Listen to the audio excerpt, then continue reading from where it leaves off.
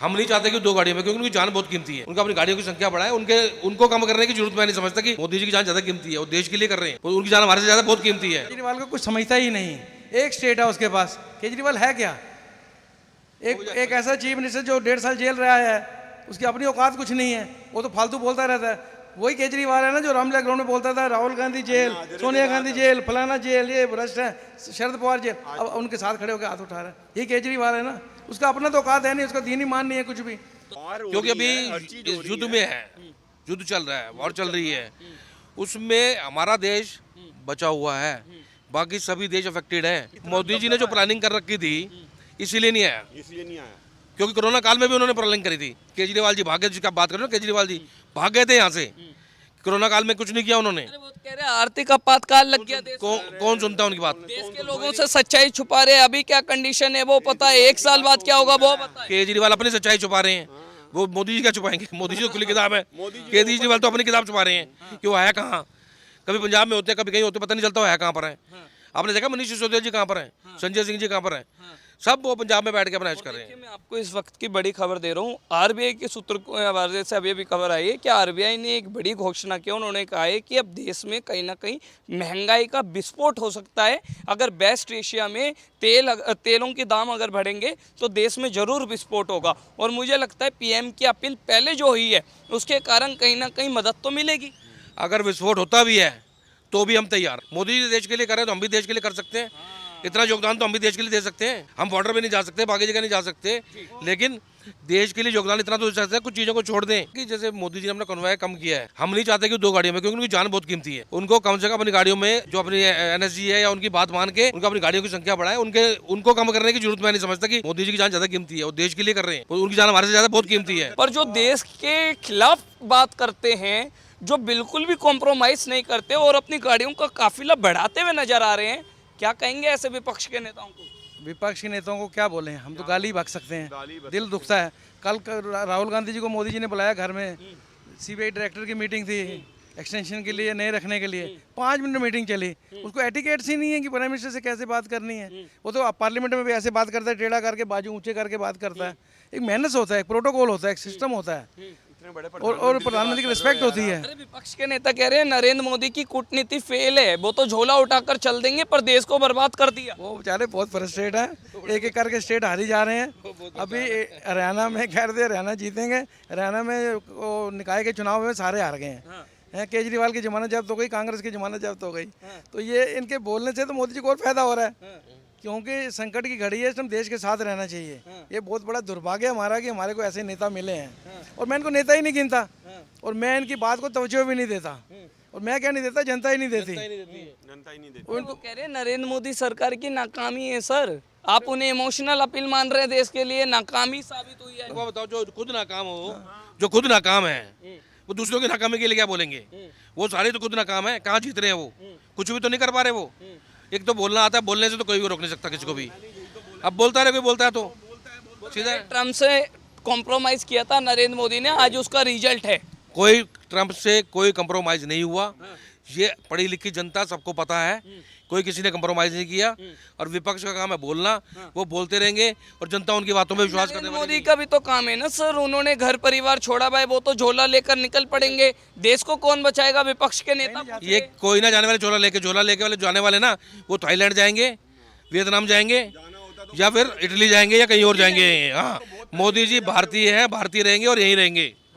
अगर झोला लेके अगर जाएंगे भी ना कभी, तो वो पहाड़ों में जाएंगे। अच्छा, अरविंद केजरीवाल, मैं आपसे पूछना चाहूँगा, सर से मैंने पूछा, जो ये एलिगेशन लगा रहे हैं कि आज देश की क्या स्थिति है, नरेंद्र मोदी आए और बताए, देश के लोग जानना चाहते हैं। क्या आप जानना चाहते हैं कि देश की स्थिति कैसी है और 1 साल बाद कैसी? केजरीवाल को कुछ समझता ही नहीं।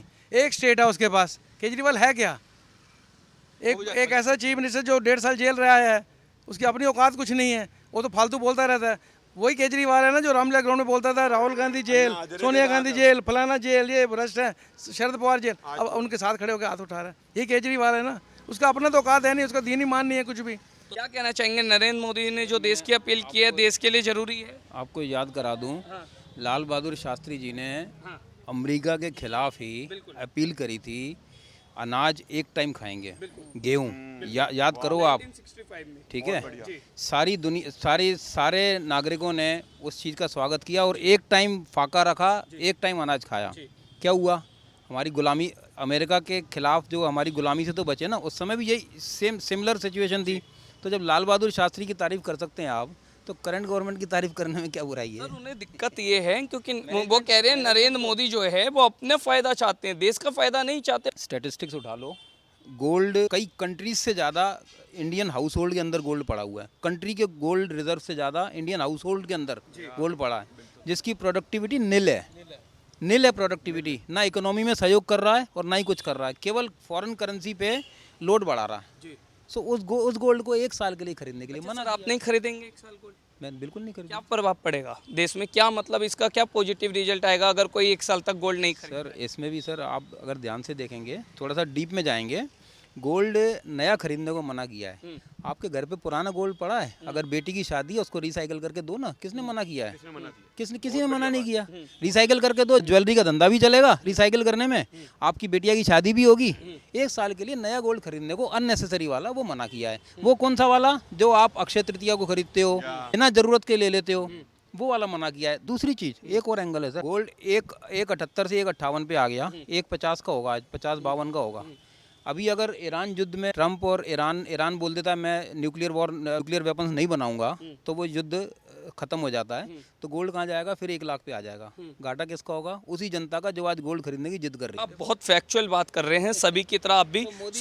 अच्छा इसके साथ रियलिस्टिक अपील है। एक चीज और मैं आपसे हाईलाइट करूंगा, हमेशा शुरू से होता आया है, पॉलिटिक्स और इकोनॉमिक्स दोनों के फॉर्मूले अलग होते हैं। मोदी जी ने इकोनॉमिक्स को पकड़ा वो देश के सुधार के लिए, अगर पॉलिटिक्स पकड़ते तो कभी आके अपील नहीं करते सोना मत खरीदो। ये 2 शब्दों में सर बहुत बड़ी बात कही है। अच्छा सर इसके साथ साथ अगर मैं बात करूं कि चले गोल्ड का तो हमें समझ आया, इसके साथ साथ 1 साल तक विदेश यात्रा मत करो, वर्क फ्रॉम होम करो, ऑयल जो है उसका कम उपयोग करो, पब्लिक ट्रांसपोर्टेशन का ज़्यादा यूज़ करो, इन सब का क्या पॉजिटिव रिजल्ट मिलेगा? सर पब्लिक ट्रांसपोर्टेशन तो हमेशा के लिए एडवाइजेबल है, ज़्यादा यूज़ करो, ये तो हमेशा के लिए नहीं। ईवी अलग चीज़ होगी, पब्लिक ट्रांसपोर्टेशन अलग चीज़।